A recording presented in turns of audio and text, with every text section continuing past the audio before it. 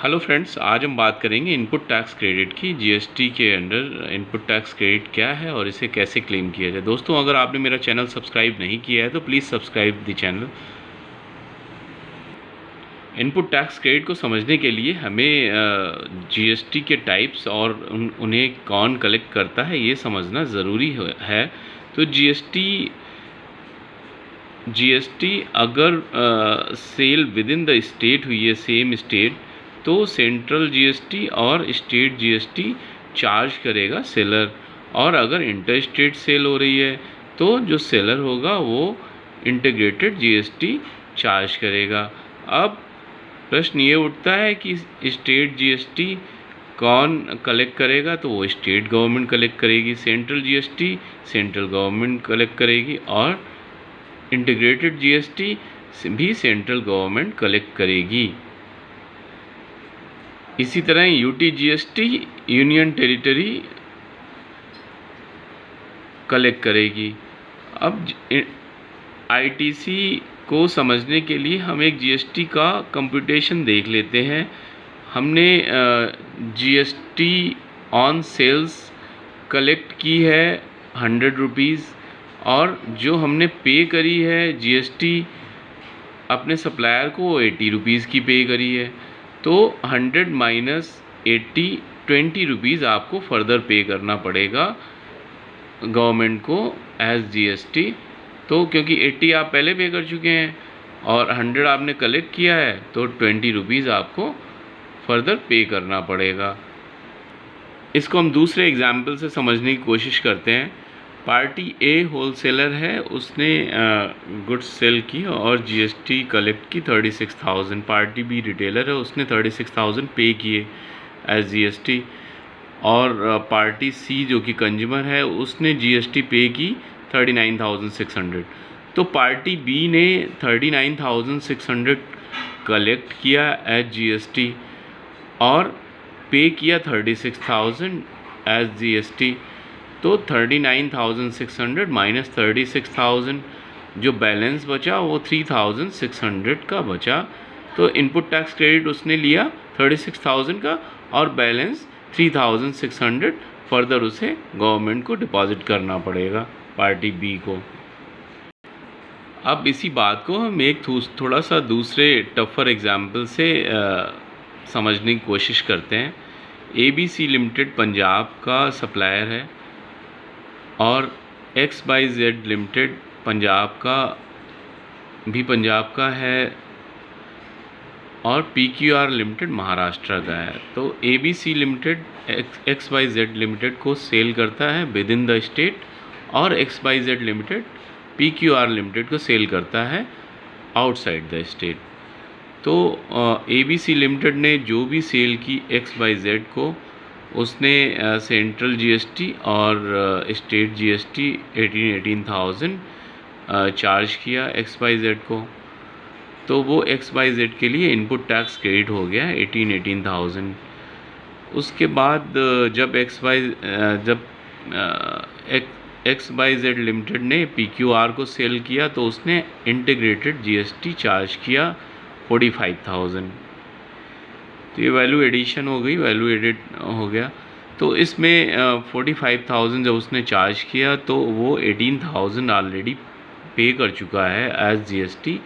तो उसको further 7,000 pay करना है as integrated GST to the government in this case, क्योंकि वो 18,000 सेंट्रल जीएसटी का इनपुट टैक्स क्रेडिट ले सकता है और स्टेट जीएसटी का 18,000 का क्रेडिट ले सकता है वो।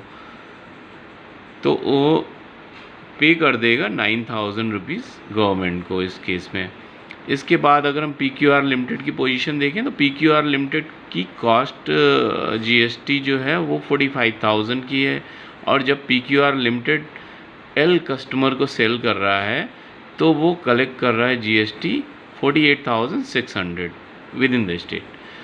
तो इन दिस केस CGST और SGST PQR लिमिटेड ने चार्ज की 24,300 CGST और 24,300 SGST। तो ये उसके लिए उसने कलेक्ट कर ली कस्टमर एल से, और उसके लिए कॉस्ट है 45,000। तो अगर हम इसका टोटल देखें तो ये 48,600 की जीएसटी उसने कलेक्ट की, और इनपुट टैक्स क्रेडिट उसे 45,000 का लेना है। तो वो पहले सीजीएसटी का एडजस्टमेंट कर सकता है आईजीएसटी से 24,300 का। उसके बाद जो रिमेनिंग पार्ट है वो फर्दर आईजीएसटी से एसजीएसटी का जो रिमेनिंग पार्ट है वो डिडक्ट कर सकता है। तो जो बैलेंस बचेगा 3,600 वो उसे एज एसजीएसटी पे करना पड़ेगा। अब थोड़ा डिटेल में समझते हैं कि कैसे इनपुट टैक्स क्रेडिट को अवेल किया जाए। तो आईजीएसटी को पे करने के लिए पहले तो हम इनपुट टैक्स क्रेडिट आईजीएसटी से ले लें, और उसके बाद सीजीएसटी से, फिर एसजीएसटी से, सेम इसी क्रम में, इसी ऑर्डर में लेंगे हम। और सीजीएसटी को अगर पे करना है तो हम इनपुट टैक्स क्रेडिट सीजीएसटी से ले सकते हैं और आईजीएसटी से ले सकते हैं, लेकिन हम एसजीएसटी को यूज़ नहीं करेंगे। और ऐसे ही अगर एसजीएसटी को पे करना है तो हम इनपुट टैक्स क्रेडिट एसजीएसटी और आईजीएसटी से ले सकते हैं, लेकिन हम सीजीएसटी का प्रयोग नहीं करेंगे। तो ये इनपुट टैक्स क्रेडिट का क्रेडिट लेने वाली बात हो गई। अब इसको दूसरे एंगल से अगर हम समझने की कोशिश करते हैं तो सीजीएसटी का क्लेम जो है, सीजीएसटी को का एडजस्टमेंट सीजीएसटी और आईजीएसटी के साथ किया जा सकता है यूटिलाइजेशन, और एसजीएसटी का एसजीएसटी और आईजीएसटी में किया जा सकता है, और आईजीएसटी का आईजीएसटी, सीजीएसटी और एसजीएसटी में इसी क्रम में किया जा सकता है जिस क्रम में दिया हुआ है। तो ये यूटिलाइजेशन हुआ इनपुट टैक्स क्रेडिट का।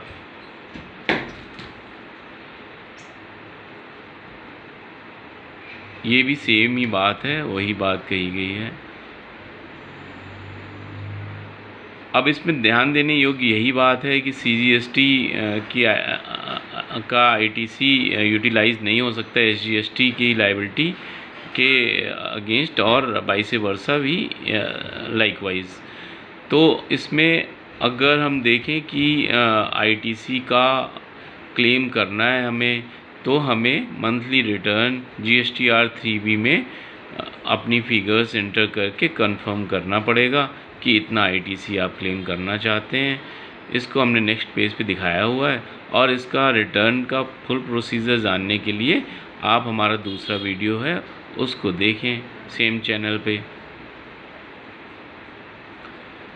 तो जीएसटीआर 3B में एलिजिबल आईटीसी पे आईटीसी क्लेम पे हम क्लिक करेंगे तो ये फॉर्म ओपन हो जाएगा। इस फॉर्म में आपको फिगर्स इनपुट करनी होंगी। आईटीसी अवेलेबल जो है, जो आप क्लेम करना चाहते हैं, इंपोर्ट ऑफ गुड्स पे, इंपोर्ट ऑफ सर्विसेज पे, इनवर्ट सप्लाईज पे है, ऑल अदर आईटीसी पे, तो किस जगह पे जाएगी और वो क्या इंटीग्रेटेड है, सीजीएसटी या स्टेट जीएसटी या सेस है, क्या है वो, उसी पर्टिकुलर कॉलम में चली जाएगी वो।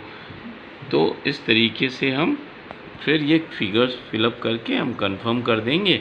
तो इस तरीके से हम क्लेम कर पाएंगे अपने रिटर्न में, जीएसटीआर 3B में आईटीसी को हम क्लेम कर पाएंगे।